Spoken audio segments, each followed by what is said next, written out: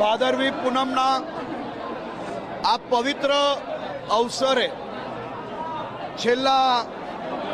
અનેક દિવસોથી ગુજરાતના ખૂણે ખૂણેથી માઈ ભક્તો પગપાલે અંબાજી ખાતે માં અંબેના દર્શનાર્થે પધારી રહ્યા છે। હું સનાતની ધર્મના સૌ સંસ્થાઓનો આભાર માનવા માંગુ છું કે આ માઈ ભક્તો મનમાં વિચાર આવે કે માની ભક્તિ કરવા માટે અંબાજી પગપાલે જવું છે અને ઘરથી ચાલતા નીકળી જાય, સાહેબ અંબાજી સુધી પહોંચે ત્યાર સુધી દર કિલોમીટરે હજારોની સંખ્યામાં લોકો